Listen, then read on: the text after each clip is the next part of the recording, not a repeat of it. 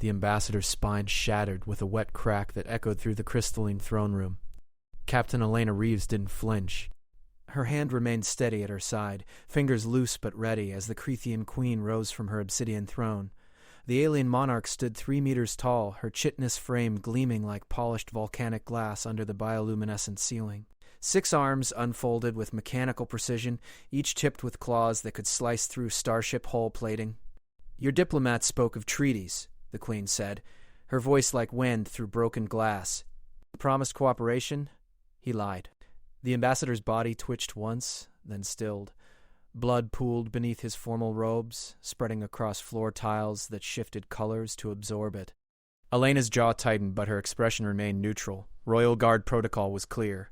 Observe, protect the principal, never show weakness. Ambassador Chen wasn't her principal. The 12-year-old girl standing 2 meters behind her was. Princess Arya Chen Okafor, humanity's youngest diplomatic envoy, daughter of the Unified Earth Council's co-chairs, hadn't made a sound. Elena could hear the child's breathing, elevated but controlled. Good. The girl had training, even if she shouldn't be here. Ambassador Chen believed in peace, Elena said, her voice cutting through the throne room's unnatural silence. As do we all. The queen's compound eyes fixed on her, thousands of facets catching light. You believe in survival? You believe in propagation. You believe your soft biology gives you moral authority. She stepped over the ambassador's corpse, descending the 7 steps from her throne. I have studied your species for 3 cycles. You are weak. Fragile. You require constant sustenance, constant temperature regulation, constant atmosphere. You die from simple chemical exposure. You break from minor kinetic impact. Elena's peripheral vision tracked the throne room's exits. 12 Crithian warriors lined the walls, each carrying plasma lances that hummed with barely contained energy. The room's architecture funneled toward the entrance behind her, a killing corridor if they needed to retreat. But retreat meant abandoning the ambassador's body, meant admitting defeat, meant confirming everything the queen believed about humanity. Your Majesty, Arya's voice was small but clear. My father sent me because... Silence, larvae. The queen's mandibles clicked together. Your presence insults me. Humans send a child to negotiate with queens who have conquered 17 star systems. This is your arrogance. Your biological imperative to protect offspring makes you believe youth conveys innocence, trustworthiness. You use your own weakness as manipulation? Elena felt Arya step forward. Protocol screamed in her mind, keep the principal back, maintain the defensive position, but the girl moved with purpose, not panic. I'm not here to manipulate, Arya said. I'm here because Ambassador Chen was my uncle, because I asked to come, because I wanted to see you myself. The queen tilted her head, an oddly bird-like gesture from a creature of armor and edges. See me? To report my savagery to your council? To justify military response? To understand why you killed him? Silence crashed through the throne room like a physical force. Elena's hand drifted closer to her sidearm, a plasma pistol that would be useless against the queen's guards but might buy Arya 3 seconds to run. 3 seconds was protocol. 3 seconds was duty. The queen's chitinous plating shifted colors rippling across her exoskeleton. Your uncle promised your species would share genetic modification technology, technology that allows your weak biology to survive in environments that should kill you. He promised this in exchange for mining rights in the Helion cluster. She moved closer, each step deliberate. When I agreed, he revealed the truth. Humans will not share this technology. Cannot share it. Your council has banned genetic distribution to prevent weaponization. That's not... Arya began. He lied through biological necessity. Humans evolved to deceive, to use complex vocal communication and facial manipulation to hide intent. Your species weaponized social interaction because you lack natural defenses. You are prey animals who learn to pretend you are predators. Elena's mind raced through exit strategies. The windows were reinforced crystalline composite, impenetrable without heavy explosives. The door behind them was guarded. The ventilation shafts were too narrow for human passage. They were trapped in a room with a creature who had just demonstrated she felt no moral weight in ending human life. You're right, Arya said quietly. Elena's breath caught. The girl was supposed to stay silent, stay safe, stay alive. Instead, she was engaging with her uncle's killer. We are fragile, Arya continued. taking another step forward despite Elena's subtle hand signal to stop. We do need specific conditions to survive. We die easily. We deceive to protect ourselves.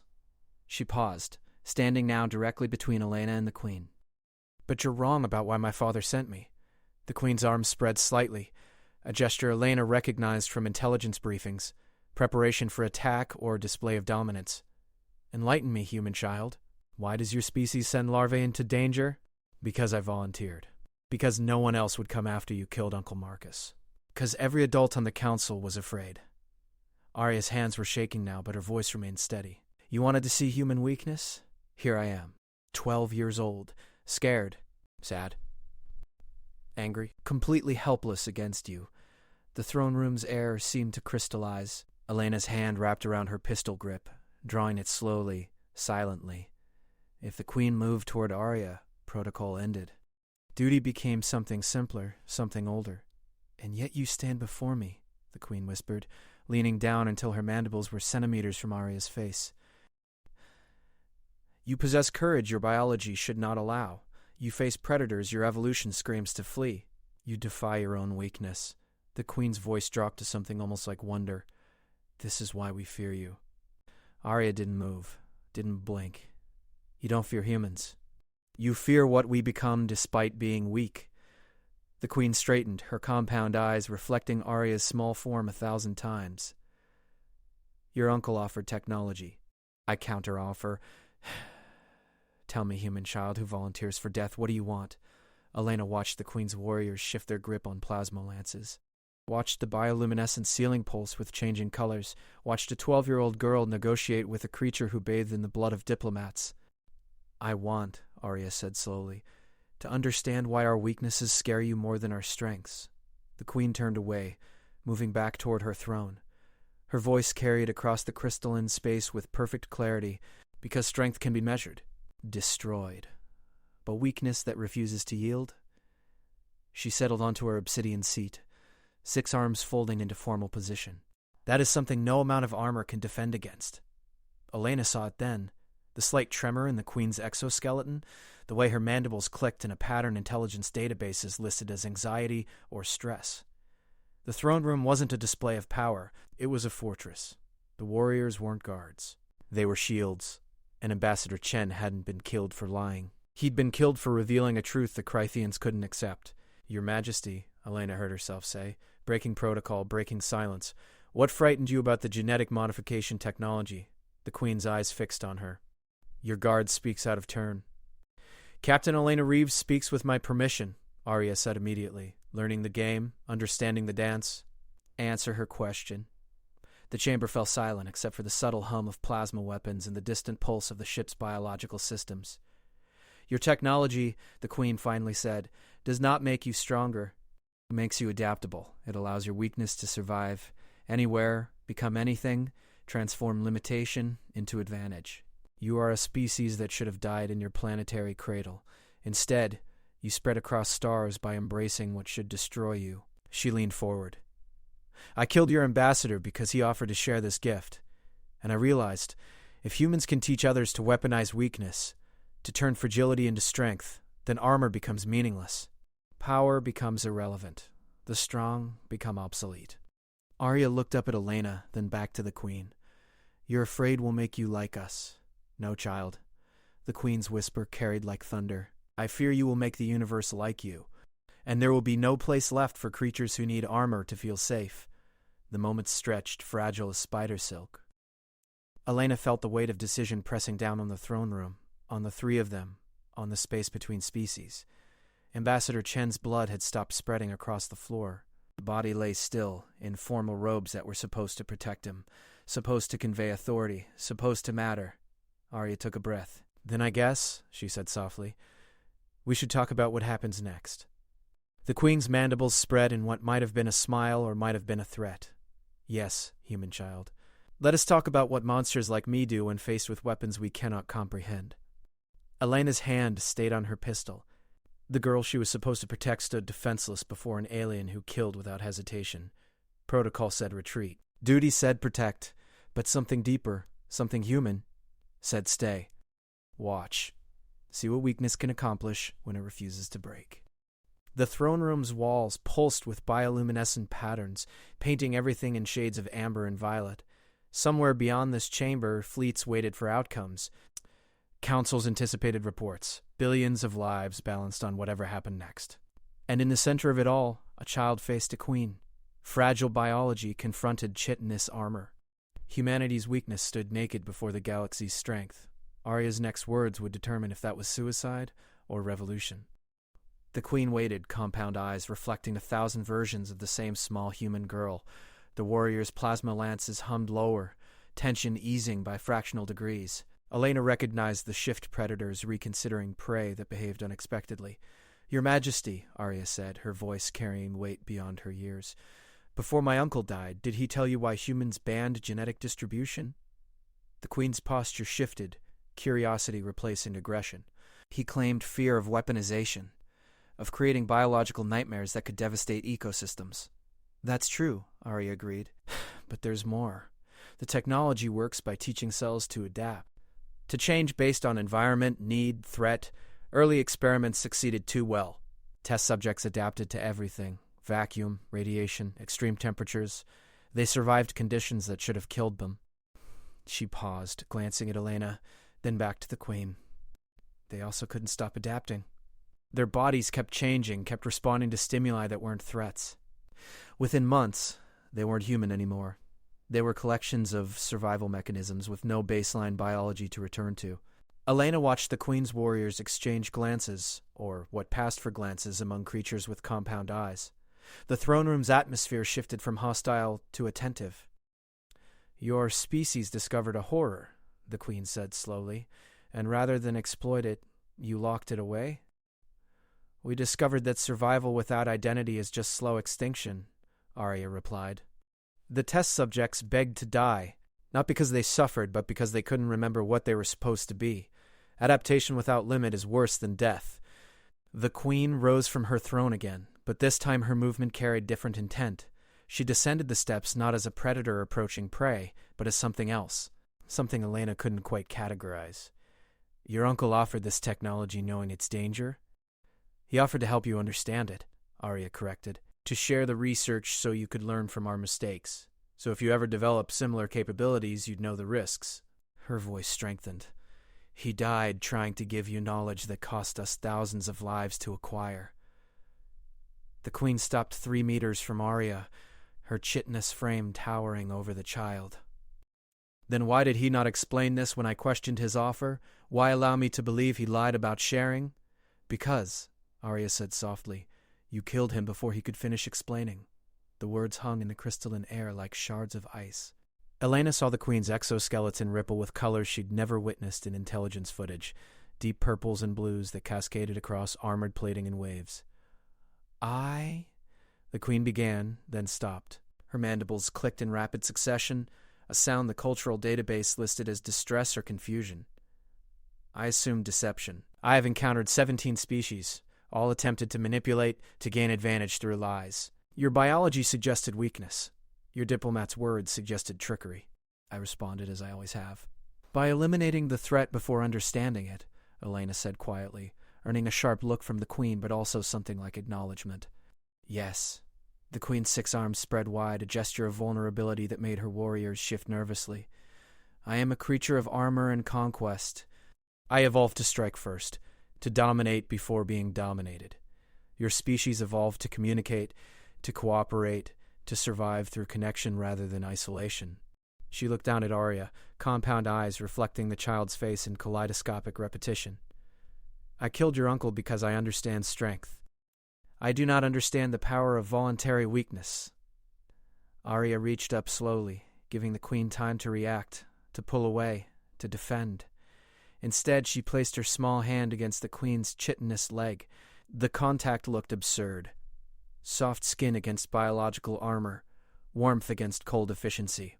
"Then learn," Arya whispered. "That's why I came, not to punish you, not to declare war, to teach you that human weakness isn't a trick. It's a choice." The throne room fell into absolute silence. Even the plasma lances stopped humming.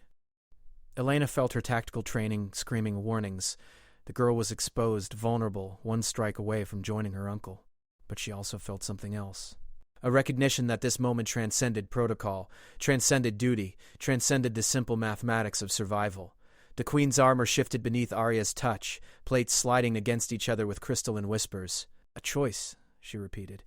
"You choose fragility when you could choose strength. We choose connection when we could choose isolation," Arya corrected. "We choose to need each other when we could try to need nothing. We choose to be weak together instead of strong alone." She pulled her hand back slowly. "And somehow that choice let us reach the stars. That choice built a civilization that can stand in your throne room and offer friendship to someone who just killed one of us." The queen's mandibles spread fully, exposing the vulnerable mouthparts beneath. In Crythian culture, Elena knew this was the ultimate gesture of trust or surrender. The warriors along the walls lowered their plasma lances completely, magnetic locks engaging with quiet clicks. "I have conquered 17 systems," the queen said, her voice lacking its previous edge. "I have destroyed fleets, shattered orbital fortresses, reduced planets to compliance. I did this because I believed strength was survival. That armor was safety. That power was the only truth that mattered." She turned, moving back toward her throne, but instead of sitting, she stood beside it, one hand resting on the obsidian surface. "In 3 cycles of observing humanity, I learned your language, your customs, your military capabilities. I prepared for conquest or defense depending on your species' intent, but I never prepared for this." "For what?" Arya asked. "For a child who volunteers to face her uncle's killer? For a guard who breaks protocol to ask questions instead of seeking revenge? For a species that bans its own most powerful technology because it values identity over survival?" The queen's color shifted again, settling into patterns Elena's database labeled as contemplation or processing complex concepts. "I never prepared to encounter a species that weaponizes its own weakness and calls it diplomacy." Elena stepped forward, positioning herself beside Arya in a gesture of unity rather than protection. "Your Majesty, humans don't weaponize weakness. We just refuse to let it define us." Ambassador Chen came here knowing the risk. He came because he believed understanding between our species was worth dying for. His niece came for the same reason. "And you, Captain Reeves?" The queen's eyes fixed on Elena. "Why did you allow this child into danger?" "Because she ordered me to," Elena replied simply. "Because human weakness includes giving 12-year-olds the authority to make decisions that terrify adults. Because sometimes the bravest thing we can do is let others be brave." The queen moved closer again, her massive form radiating a presence that should have triggered every evolutionary flight response humans possessed. Arya didn't flee. Elena didn't draw her weapon. They stood their ground, not through strength, but through choice. "I killed Marcus Chen," the queen stated, voice formal now, ritualistic. "I ended his life before understanding his intent. I acted from fear disguised as strength. In my culture, this crime demands blood debt. I owe the Chen family a life." She extended one clawed hand toward Arya. "By Crythian law, you may claim my life in exchange for your uncle's." "I will not resist. My warriors will not intervene." Arya looked at the offered hand, then up at the queen's towering form, then back to Elena. The captain saw the calculation in the girl's eyes, not whether to accept the offer, but how to transform it into something else entirely. "I don't want your life," Arya said quietly. "I want your understanding." The queen's hand trembled, an almost imperceptible vibration that her rigid biology shouldn't allow. "Understanding is not sufficient blood debt. Crythian law is absolute." "Then change your law?" Arya replied. "You said humans turn weakness into strength, that we choose fragility when we could choose armor. Prove you understand by doing the hardest thing your species has ever done. Choose to be wrong. Choose to evolve beyond what your biology tells you is necessary." The throne room seemed to hold its breath. Elena watched the warriors along the walls, saw their compound eyes fixed on their queen, saw the weight of cultural precedent pressing down on this single moment. 17 conquered systems. Countless battles. Millennia of evolution towards strength and domination. All of it challenged by a child asking for understanding instead of blood. The queen lowered her hand slowly. "You ask me to betray everything I am." "No," Arya said. "I ask you to become something more than what you are. That's what humans do. That's our real strength. We keep choosing to be better than our biology, better than our history, better than our fear." She paused, then added, "My uncle believed you could do the same. That's why he came here. That's why he offered you knowledge instead of weapons. Silence stretched between species, between evolution paths, between creatures who should have been enemies but were instead standing in possibility's shadow. The queen turned to her warriors. "Leave us," she commanded. "All of you. This conversation requires privacy that armor cannot provide." The warriors hesitated, a break in discipline that spoke volumes about the unprecedented nature of the order. But training overcame confusion.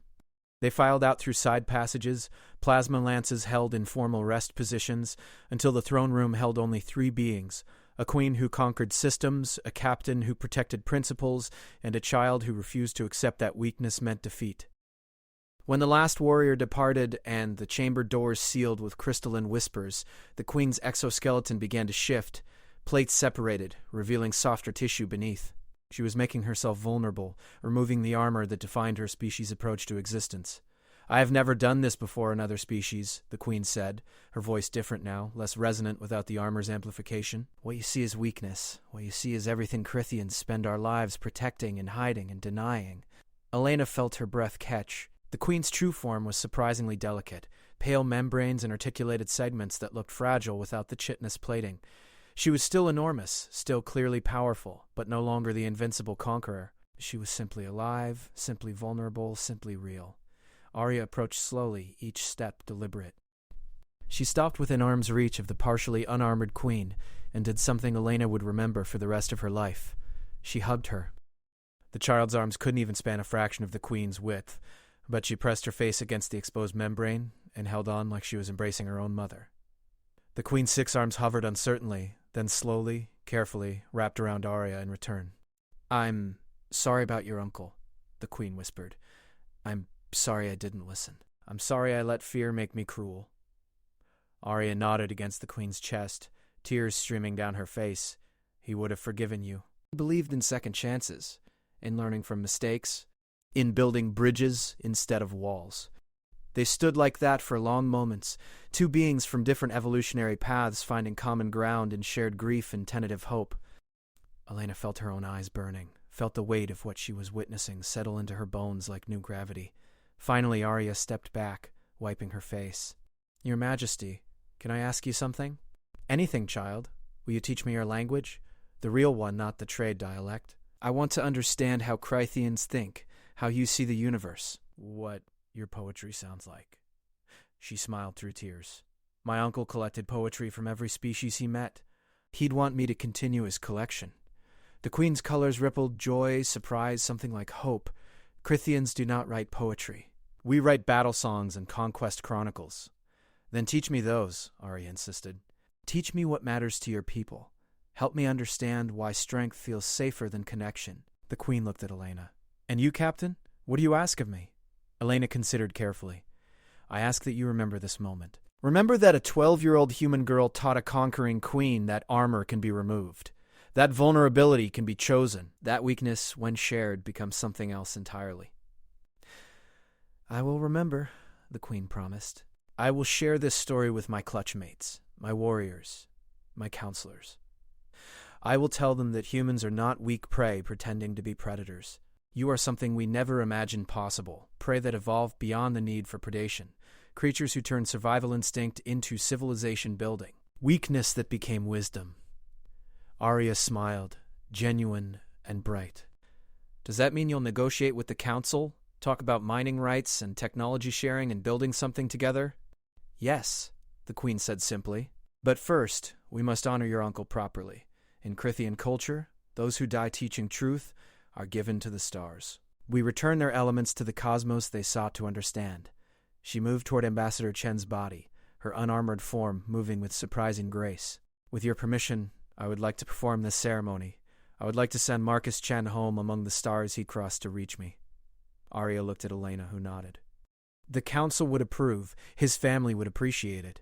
Together, the 3 of them prepared the ambassador's body according to Crithian custom, wrapping him in crystalline shrouds that would dissolve in the vacuum of space, positioning him in the throne room's orbital launch chamber, speaking words of passage that transcended language barriers. When they activated the launch sequence, Elena watched the shrouded form drift into the black beyond the viewport. Stars wheeled overhead, indifferent and eternal. Ambassador Marcus Chen had crossed those stars believing in connection. had died for that belief. And somehow his death had created exactly the understanding he'd hoped to achieve. "Captain Reeves," the Queen said as they watched the body become distance became starlight, "I have a question." "Yes, Your Majesty." "This weakness your species embraces, this voluntary vulnerability, this choice to need others instead of becoming self-sufficient, does it frighten you? Do you humans ever wish they had evolved toward armor instead of connection?" Elena thought about her training, her years in the Royal Guard, the countless scenarios where armor would have made her job simpler, safer, easier. "Every day," she admitted. "Every single day I wish I was stronger, tougher, less fragile, but then I remember that our fragility is what makes us careful with each other. Our weakness is what makes us build communities instead of fortresses. We need each other because we can't survive alone. And that need became culture, became civilization, became the reason we're standing here talking instead of fighting."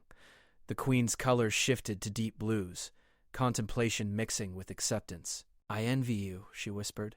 "I envy the freedom to be weak, to choose vulnerability, to remove armor and trust that others will not exploit the exposed places." She looked at her own partially unarmored form. "I have worn these plates my entire life, slept in them, fought in them, hidden in them. I cannot imagine existing without them." "Maybe you don't have to," Arya suggested. "Maybe you can choose when to wear armor and when to remove it." "That's what humans do with emotional armor. We put it on when we need protection, take it off when we need connection." "Emotional armor," the Queen repeated. "Your species even turns abstract concepts into defensive metaphors. You are fascinating creatures. Maddening and confusing and completely fascinating." They stood together at the viewport, watching stars wheel by as the ship orbited an unnamed moon in neutral space. Three beings who should have been enemies, who should have been separated by biology and evolution and fundamental approaches to survival. Instead, they were simply present with each other, simply alive together in the vast indifference of space. "Your Majesty," Elena said after a comfortable silence, "the Council will want a full report. They'll want to know if humanity is at war with the Crithian Empire. What should I tell them?" The Queen's mandibles clicked in the pattern the database listed as amusement. "Tell them that war would require me to understand how to fight an enemy that defeats me with children and tears and requests for poetry lessons. Tell them I am ill-equipped for such conflict." She paused, then added, "Tell them that the Crithian Empire wishes to negotiate. Not from strength or weakness, but from this strange middle ground your species has shown me. This place where armor can be removed and replaced, where vulnerability can be chosen and survived." Arya yawned, exhaustion finally catching up with adrenaline. Elena immediately moved to support her, but the Queen's arm got there first, lifting the child with surprising gentleness. "She should rest," the Queen said. "I have chambers prepared for diplomatic guests. They were designed for intimidation, but I suspect they will serve better for sleeping." "I can walk," Arya protested sleepily, but she didn't fight the Queen's hold. "Of course you can," the Queen agreed. "But you have spent the day teaching a stubborn queen to think differently. That is exhausting work. Let me carry you. Let me practice this voluntary weakness you describe." Elena followed as the Queen carried Arya through crystalline corridors that pulsed with bioluminescent light. Warriors they'd passed stood at attention, compound eyes tracking their Queen carrying the human child with unprecedented care. Word would spread quickly. The unconquerable Queen showing gentleness, showing vulnerability, showing change. The diplomatic chambers were indeed designed for intimidation. Oh, all sharp angles and cold surfaces. But the Queen used her own body as a cushion, setting Arya down on the sleeping platform and arranging her discarded armor plates as a protective shell around the child. Dream of your uncle among the stars. Dream of bridges instead of walls. Dream of the universe your species believes is possible. Arya was already asleep, her breathing steady and deep. The Queen watched her for a long moment, then looked at Elena. "Stay with her. I must speak with my counselors, begin the impossible task of explaining what occurred here. They will think me weak. They will question my fitness to rule. They may challenge my authority." What will you tell them? Elena asked. "The truth," the Queen replied simply. "That I learned more from a human child than from conquering 17 systems. That armor can be prison as much as protection. That the universe is larger and stranger than I imagined."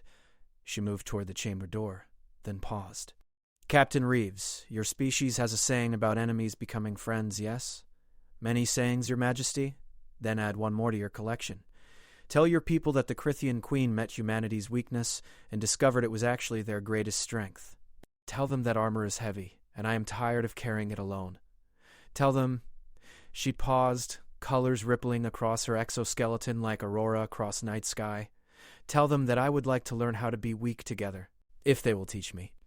Elena stood at attention, offering the formal salute of the Royal Guard, not to an enemy, not to a threat, but to someone who had chosen to evolve. "I will deliver your message, Your Majesty, and I believe my people will answer it with hope." The Queen departed, her footsteps echoing through crystalline corridors, leaving Elena alone with the sleeping child who had accomplished the impossible, who had walked into danger armed with nothing but honesty and tears, and the stubborn human refusal to accept that weakness meant defeat. Elena settled into a guard position by the door, her hand no longer on her weapon. The chamber's bioluminescent ceiling pulsed in slow rhythms that matched her breathing. Somewhere beyond these walls, fleets waited for reports of war or peace. Councils anticipated news of triumph or tragedy. The galaxy spun on, indifferent to the small dramas of biological beings trying to understand each other. But in this chamber, in this moment, humanity had done something extraordinary. Not through weapons or threats or demonstrations of power, but through a child brave enough to face her uncle's killer and ask for understanding instead of vengeance. Through a guard willing to trust that weakness could protect better than armor. Through a species that refused to let biology determine destiny. Ambassador Marcus Chen had crossed the stars believing in connection.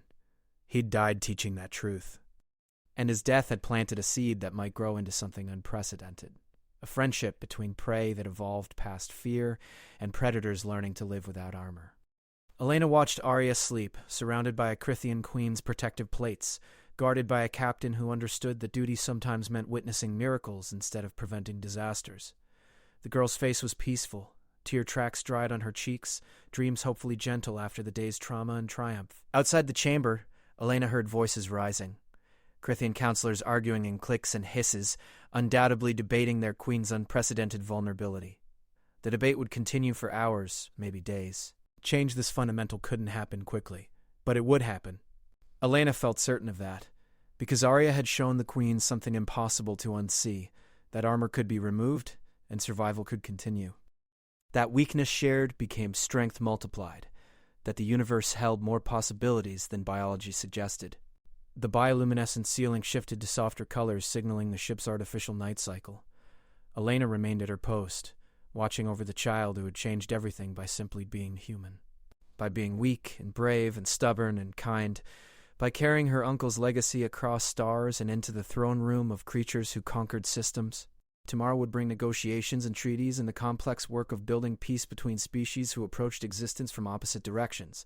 Tomorrow would require diplomacy and careful language in the delicate dance of mutual understanding. But tonight, a human child slept safe in an alien queen's armor. Tonight, vulnerability had been chosen and survived. Tonight, humanity had smiled back at the universe's danger, and Defiance had worn a 12-year-old's face.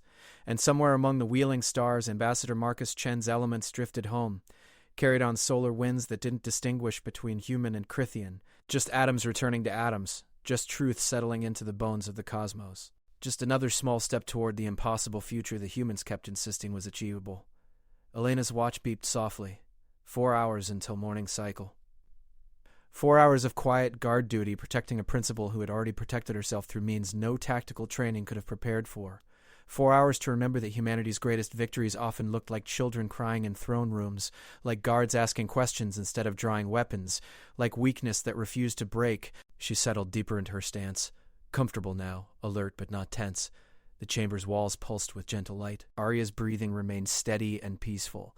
And in corridors beyond, a Crithian queen argued with her counselors about whether vulnerability could be strategic, whether armor could be optional, whether a species built for conquest could learn to build something else instead. The debate would last long into the night, would probably continue for years, might never fully resolve. But it was happening. That was enough. That was everything. That was humanity's impossible gift to the galaxy. The stubborn insistence that even the most fundamental truths could be questioned, could be changed, could be evolved beyond. Weakness had met strength in a crystalline throne room. And weakness had won by refusing to accept that winning required becoming something else. Elena smiled in the gentle dark, guarding dreams and futures in the fragile hope that sometimes, against all biological logic, prey and predators could choose to build bridges instead of walls. Outside, the stars wheeled on, indifferent, eternal, bearing witness to small beings making large choices in the cosmic dark. Inside, a child slept. A guard watched. And somewhere in crystalline corridors, a queen removed her armor one plate at a time, learning the terrifying freedom of chosen vulnerability.